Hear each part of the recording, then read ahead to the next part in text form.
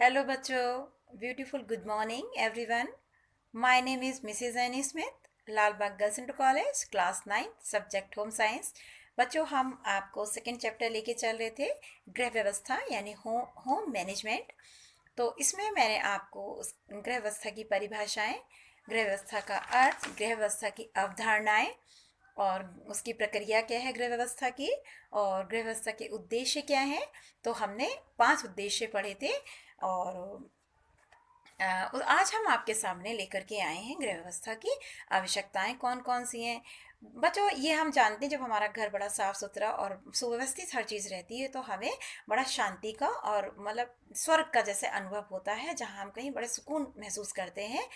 तो पहले इंसान जो था क्या था, इतनी मनुष्य की आवश्यकताएं क्या होती हैं, सीमित थी। पहले के ज़माने में मनुष्य की आवश्यकताएं सीमित थी।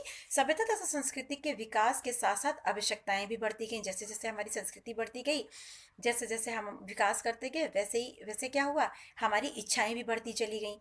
जीवन जटिल से जटिल तर्क होता चला गया। इसके समाधान के लिए समस्या का अवलोकन करना, विश्लेषण करना तथा पुनः कार्य करना पड़े तथा अर्थात सीखने तथा व्यवस्था करना, दोनों क्रियाएं क्या होने लगी, साथ साथ चलने लगी। इंसान को होने लगा, मनुष्य को, कि हम ये काम करेंगे तो हमें ये चीज़ प्राप्त हो जाएगी। तो उसके लिए देखिए, हम परिवार के लिए हमारे पास 8 पॉइंट हैं।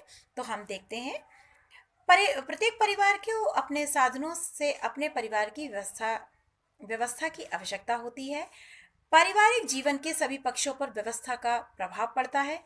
समाज तथा वातावरण की जटिलता बढ़ाने पर परिवार की आवश्यकता बढ़ती है।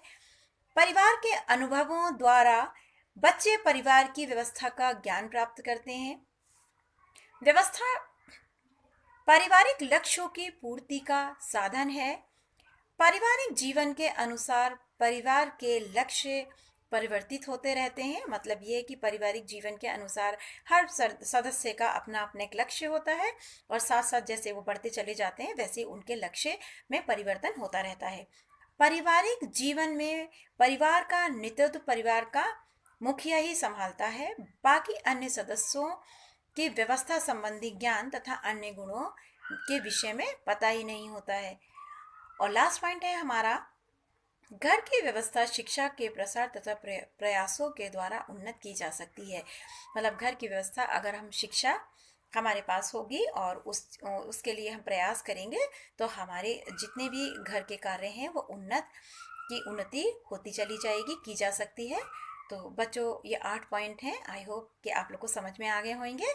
और आज हम आपको इतना ही बताएंगे। नेक्स्ट लेक्चर में हम आपसे फिर से मिलते हैं। तब तक के लिए थैंक यू सो मच।